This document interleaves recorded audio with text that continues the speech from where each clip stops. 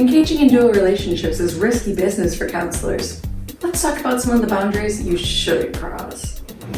In the mental health field, a dual relationship is a situation in which multiple roles exist between the therapist and the client. Dual relationships are also referred to as multiple relationships, and these terms are interchangeably used. Ethical issues related to professional boundaries are common and complex. Dating, bartering, and entering into business agreements with clients represent examples of situations that are best avoided. The difference in power makes it easy for the therapist to potentially harm the client. Let's talk about sexual relationships. The ethics code forbids therapists from being sexually intimate with current clients due to ethical conflicts of interest.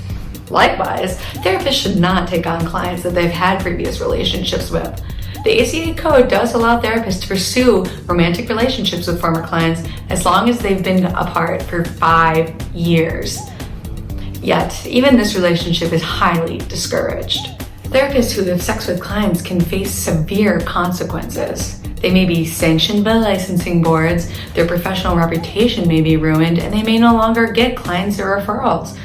As such, even when a therapist has sexual feelings for a client, it's not recommended that they act on said impulses. Now, what about non-sexual relationships, you may ask? Non-sexual dual relationships can either be ethical or unethical, depending on the circumstances. The distinguishing factor is often the establishment of mutual trust. Can each party rely on the other to respect their boundaries and needs? Or is one party misuse the other's vulnerability? Like a dual relationship that's sexual, a non-professional dual relationship has the potential to blur the lines between a counselor and a client and create a conflict of interest, enhancing the potential for exploitation.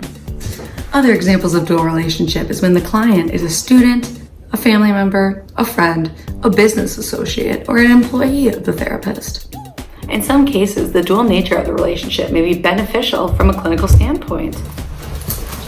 So you may ask, how will I know if the secondary relationship is appropriate or not? There are several factors to consider. 1, how will this relationship take advantage of the power differential in the therapeutic relationship? How long will this relationship last? Is this a one-time occurrence or expected to last indefinitely? How will ending one relationship influence the other relationship? How will my objectivity be impaired? And what is the risk of exploitation? The thing is, there's a lack of objectivity. For example, you may follow an influencer on social media and say you take them on as a client. Your admiration of the client may skew your clinical judgment. The boundary between roles is unclear. Say you're counseling someone who's a family friend. They may inadvertently begin to ask for advice about mental health outside of therapy. That's when the issues of confidentiality get a little, ugh. So now you may ask, what is okay?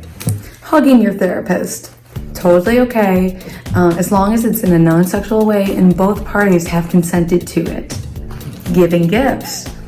Gifts are okay if it's of small monetary value. However, if you as a therapist feel it's a little too much, make sure to set that clear boundary. Ultimately, the biggest thing in dual relationships is the potential to cause harm for a client. And as therapists, it is our duty to protect. When you're confused, consult, consult, consult. In all the gray area, it's important to follow one guideline. Do what's in the best interest of your client.